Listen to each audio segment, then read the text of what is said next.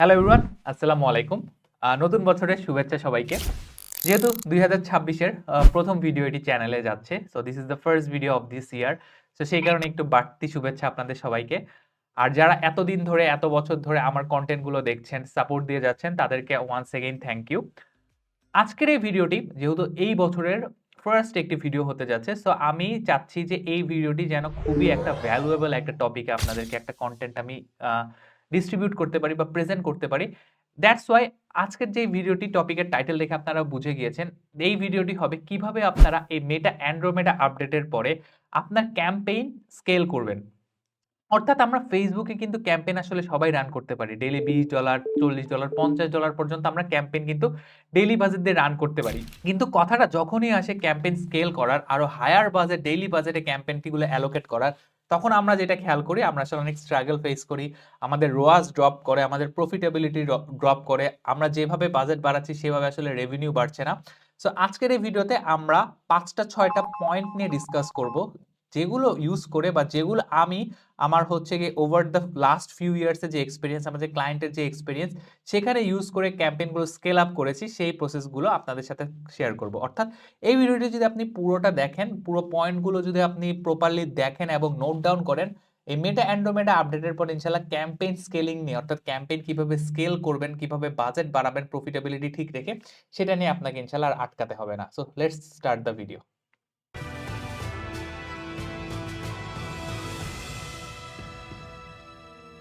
ফেসবুকে campaign scaling এর সবচেয়ে ইম্পর্টেন্ট যেই পার্টটি, অর্থাৎ যা ফার্স্ট পয়েন্ট যেটা হচ্ছে, সেটা হচ্ছে আপনাকে আগে আপনার ব্লিড জোনটা আসলে খুঁজতে হবে।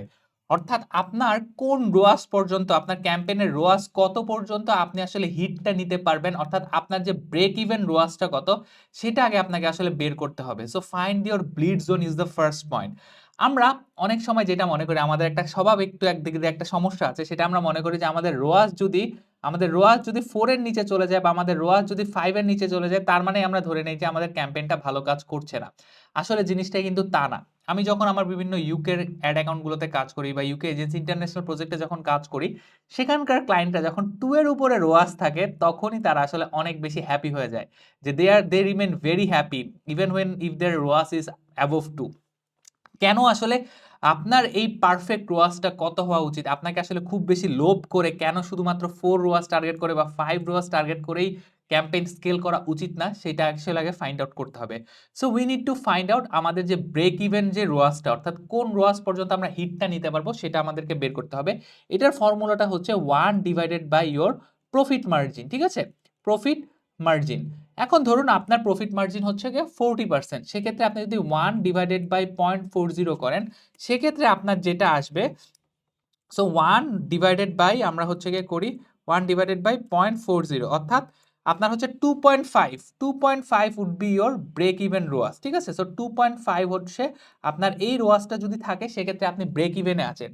তার মানে আপনাকে ক্যাম্পেইনটা স্কেল আপ করে যেতে হবে। অ্যাট লিস্ট আপনার যদি রোয়াস যদি 3 পর্যন্ত, আপনি চাইলে ক্যাম্পেইনটা কিন্তু স্কেল আপ করতে পারেন। আপনি এখন 4 এ গিয়ে আপনার যদি 4 থেকে রোয়াস যদি একটু কমে যায়, আপনি যদি ক্যাম্পেইন স্কেল আপ করা বন্ধ করে দেন, তাহলে কিন্তু আসলে হবে না। সেক্ষেত্রে কিন্তু আপনি ক্যাম্পেইনটা স্কেল করতে পারবেন না।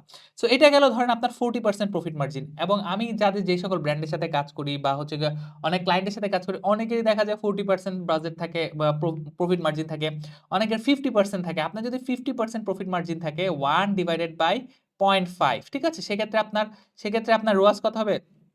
সেক্ষেত্রে আপনার রোয়াস থাকবে হচ্ছে গিয়ে মিনিমাম 2, অর্থাৎ 2 is your break even রোয়াস।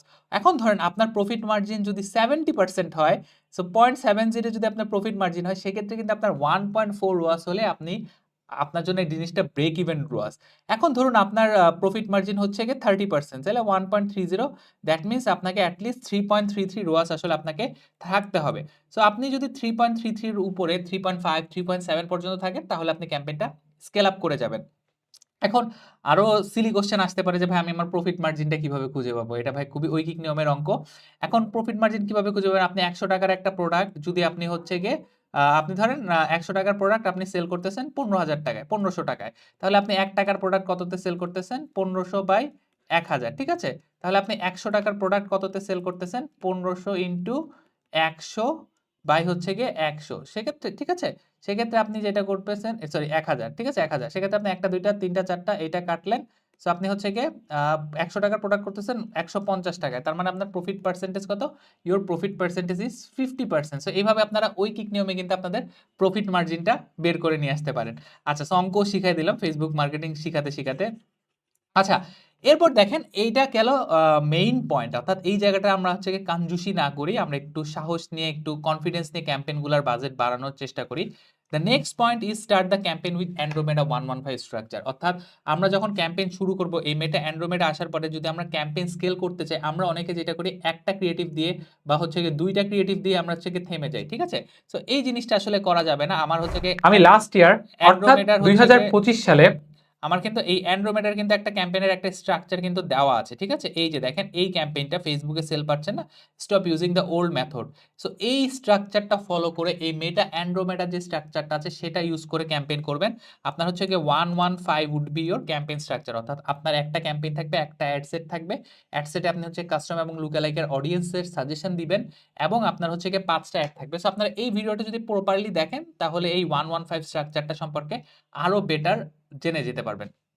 So এরপর যেটা হচ্ছে নেক্সট পয়েন্ট যেটা যেটা আপনাকে আসলে ফলো করতে হবে বা যে জিনিসটাকে আমরা আসলে মাথায় রাখবো সেটা হচ্ছে যে আমরা এটাকে বলা হয় হচ্ছে NE2 স্ট্র্যাটেজি। ঠিক আছে? NE2 strategy. সো এই স্ট্র্যাটেজিটা নিয়ে আমি ইন ডিটেইলস আরেকটা ভিডিও বানাবো, যেই ভিডিওটা হয়তো এই ভিডিওটার পরবর্তীতেই সাথে সাথেই পাবলিশ হয়ে যাবে। এবং এই ভিডিওটা অলরেডি কিন্তু আমার যে ফেসবুক মার্কেটিং এর যে কোর্স আছে, এই ফেসবুক মার্কেটিং এর কোর্সটাতে কিন্তু এই NE2 স্ট্র্যাটেজি নিয়ে অলরেডি ডিসকাস করা আছে ইন ডিটেইলসে। সো আপনারা ধরেন এই মেটা অ্যান্ড্রোমেডা আপডেটের পরে creative strategy, creative diversification, conversion, API setup, এই সকল কিছু নিয়ে যদি জানতে চান সেক্ষেত্রে কিন্তু আমার এই যে ফেসবুক মার্কেটিং এর যে কোর্সটা আছে সেটা দেখতে পারেন। এখানে সপ্তাহে ২ দিন করে অর্থাৎ রবি এবং সোমবার কিন্তু লাইভ সাপোর্ট ক্লাসও থাকছে। অর্থাৎ আপনার যদি কোনো কিছু সেটআপ করতে বা বুঝতে প্রবলেম হয়, লাইভ সাপোর্ট ক্লাসে কো-মেন্টর আছে, তারা কিন্তু আপনাকে হেল্পটা করবে। পরবর্তীতে আমরা যেটা করব, আমরা যে অ্যান্ড্রোমেডার যে স্ট্রাকচারটা দেখালাম সেটা তো 115। এরপরে আমরা যেটা করব, আমরা এই 115 ক্যাম্পেইনটা অনেকদিন চলার পরে, like for an example 3-4 weeks চলার পরে আমরা যেটা করব, আমরা একটা নিউ অ্যাড সেট করব এক্সিস্টিং অডিয়েন্সের জন্য এবং আমরা আরেকটা নিউ অ্যাড সেট করব হচ্ছে এঙ্গেজ কাস্টমারদের জন্য এবং নিউ কাস্টমারদের জন্য। অর্থাৎ আফটার আ ফিউ উইকস আমরা যখন এই ক্যাম্পেইনটা চলতেছে এরপর আমরা সেপারেট 3টা অ্যাড সেট আসলে ক্রিয়েট করব। একটা অ্যাড সেট থাকবে হচ্ছে কি শুধুমাত্র নিউ অডিয়েন্সের জন্য, একটা অ্যাড সেট থাকবে হচ্ছে কি শুধুমাত্র এক্সিস্টিং অডিয়েন্সের জন্য এবং একটা অ্যাড সেট থাকবে শুধুমাত্র এঙ্গেজ কাস্টমারদের জন্য। সো এই যে ক্যাম্পেইনগুলো কিভাবে সেটআপ করতে হয়, কিভাবে আসলে হচ্ছে গিয়ে নিউ অডিয়েন্সের জন্য সেটআপ করবেন, এটা নিয়ে যে NE2 স্ট্র্যাটেজির যেই ক্যাম্পেইনটা বা যেই ভিডিওটা সেটা আমরা পরবর্তীতে পাবলিশ হলে আপনারা দেখে নিতে পারবেন। অথবা আপনারা খুব সহজেই আসলে নিউ অডিয়েন্সের জন্য হচ্ছে গিয়ে যেটা করবেন, আপনারা যেই ক্যাম্পেইনটা অ্যাড সেটটা সেটার থেকে যদি আপনারা এক্সিস্টিং এবং এঙ্গেজড অডিয়েন্সদেরকে এক্সক্লুড করে দেন, ঠিক আছে? আপনার যেটা এক্সিস্টিং অডিয়েন্সে শুধুমাত্র আপনি পারচেসারদেরকে অ্যাড করবেন, এঙ্গেজ অডিয়েন্সদেরকে আপনার যারা এঙ্গেজ যেটাকে ডিফাইন করেছেন, ধরেন যে ওয়েব ভিজিটার, যে আপনার যারা পেজে যারা এঙ্গেজ হয়েছে সেই ধরনের অডিয়েন্সকে আপনারা করে কিন্তু আলাদা আলাদা অ্যাডসেট আসলে করতে পারেন।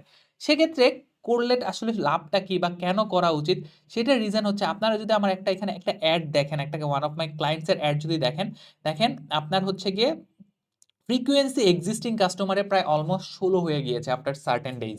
ঠিক আছে? সো আপনি যদি এরকম করে ধরেন 115টা সবসময় চালাতে থাকেন, পরবর্তীতে যদি আপনাকে এরকম করে সুইম লেন যদি ক্রিয়েট করে না দেন, অর্থাৎ আপনি যদি ডিফারেন্সিয়েশন করে না দেন, সেক্ষেত্রে যেটা হবে আপনার অনেক বাজেট কিন্তু এই 115 এ কিন্তু এক্সিস্টিং অডিয়েন্সের পিছেই নষ্ট হবে এবং অনেক বেশি ফ্রিকোয়েন্সি 15-16 ফ্রিকোয়েন্সি পর্যন্ত চলে যাবে। এঙ্গেজ অডিয়েন্সের পিছেও কিন্তু আপনার অনেক ফ্রিকোয়েন্সি চলে যাবে। আপনার কাছে ওই কন্ট্রোলটা থাকবে না।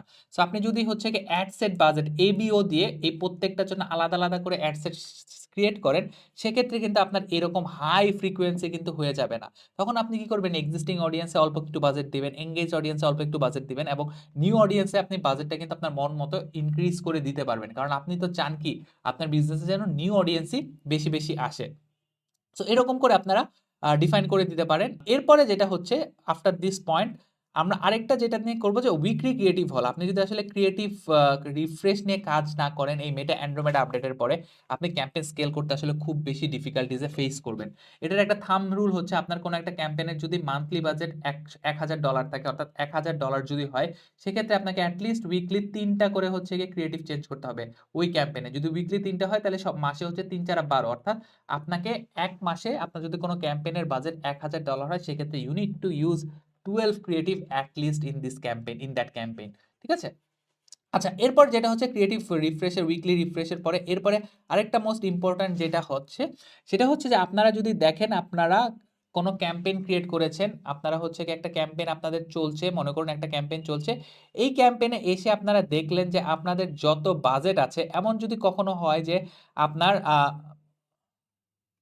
সো ধরেন আপনি কোনো একটা ক্যাম্পেইন করেছেন এবং ক্যাম্পেইনে এসে দেখলেন যে আপনার সব বাজেট আসলে একটা অ্যাডেই আসলে খরচ হয়ে যাচ্ছে, বাকি অ্যাডগুলোতে কোনো বাজেট ডিস্ট্রিবিউটই হচ্ছে না।